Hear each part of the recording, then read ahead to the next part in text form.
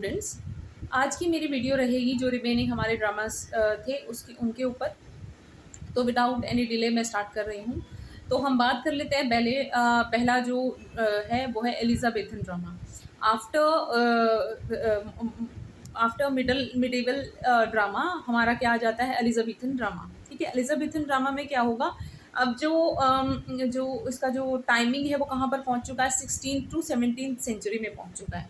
ठीक है, और इसी के साथ साथ जो एलिजाबेथन ड्रामा थे उसमें जितने भी हमारे जो कैरेक्टर हैं, जो ड्रामेटिस्ट हैं, मेन जो ड्रामेटिस्ट के बारे में हम लोग पढ़ते हैं, जैसे विलियम शेक्सपियर हो गया आपका, विलियम शेक्सपियर हो गया, देन आपका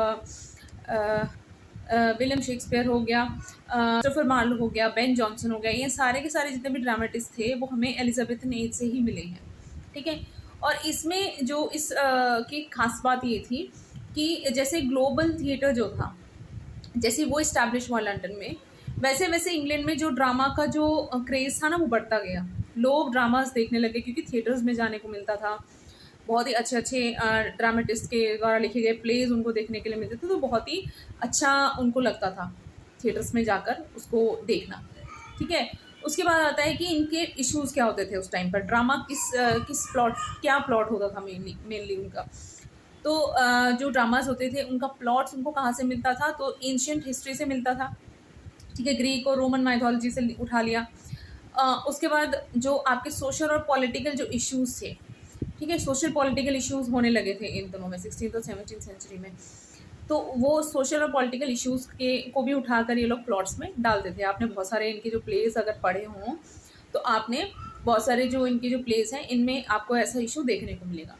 ठीक है, अब बात कर लेते हैं नेक्स्ट जो है मॉडर्न ड्रामा।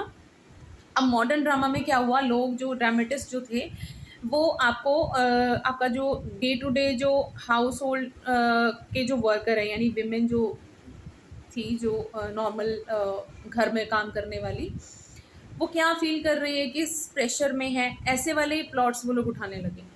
ठीक है, तो इसमें एक बहुत ही बड़ा नाम जो है वो हाईलाइट होता है, जो है हेनरी गिब्सन का। हेनरी गिब्सन जो थे उनका आपने अगर वो नॉवल पढ़ा हो, अ डॉल्स हाउस, सॉरी नॉवल नहीं, ड्रामा है, ड्रामा अगर आपने पढ़ा हो अ डॉल्स हाउस, उसमें एक जो कैरेक्टर है वो नॉर्मल हाउस होल्ड काम करने वाली जो लेडी है उसका कैरेक्टर है, उसको एज अ हीरोइन उन्होंने उसमें उसको रखा हुआ है। ठीक है, फिर आ जाता है हमारा जितने भी आपने जैसे जॉर्ज बर्नार्ड शॉ हो गए, यूजीन ओनील हो गए। ठीक है, ये सब जो ड्रामेटिस्ट थे ये मेनली जो नॉर्मल मिडिल क्लास फीलिंग्स जो भी उसके प्रेशर्स होते हैं उनको दिखाने के लिए इन्होंने प्लॉट बनाने स्टार्ट किए, और वो ही लोग उस टाइम पर पसंद करते थे।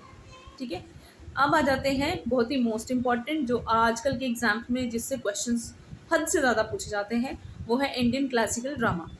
अब इंडियन क्लासिकल ड्रामा इम्पॉर्टेंट है क्योंकि हम इंडिया में रह रहे हैं, तो क्वेश्चन इससे रिलेटेड बहुत ज़्यादा आते हैं।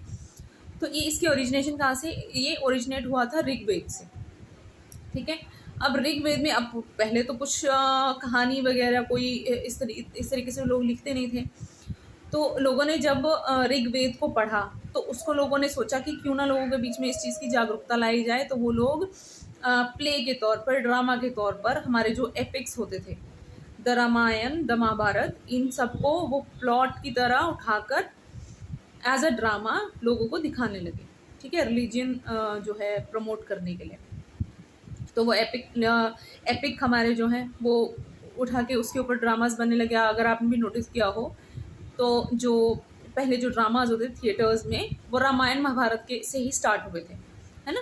आपको बहुत पुराने पुराने याद होंगे, अपने दादा परदादा से पूछो तो गांव में वो लोग भी यही कहते थे कि हाँ कोई त्यौहार होता था तो, अब वो तो दादा परदादा के टाइम की बात है, लेकिन उससे भी पहले जो लोग थे वो भी इसी तरीके से ही नाटक कर करके ही अपने रिलीजन को जो है प्रमोट किया करते थे। तो अब ये हम लिटरेचर में इस चीज़ को पढ़ रहे हैं। ठीक है, तो अब प्ले राइट्स कौन से थे मेन, जैसे भरत मुनि थे। भरत मुनि जी ने क्या लिखा था, उन्होंने पेन डाउन किया था नाट्य शास्त्र को। नाट्य शास्त्र से बहुत सारी चीज़ें जो हैं इंस्पायर्ड हैं, अगर आप आजकल के टाइम में देखेंगे तो। ठीक है, वो किया था। उसके बाद हमारे जो कालिदास हो गए, अश्वघोष हो गए, हर्षा हो गए, ये सब जो थे और भी हैं, ये सब जो हैं हमारे मेन बेसिक प्ले राइट्स जिनको आपको याद रखना ही रखना पड़ेगा। ठीक है, तो thanks for watching my video. आज की वीडियो में इतना ही। Like share and subscribe so that मैं ये जल्दी जल्दी से आप लोगों को कंप्लीट करा दूँ। और जो आज अब जो एग्ज़ाम्स होने वाले हैं, DSSS भी उठा लीजिए, HPSC के जो न्यू वैकेंसीज आउट हुई हैं, उसके लिए भी ये जो पार्ट है ये बहुत ज़रूरी है। Thank you so much. Like share and subscribe.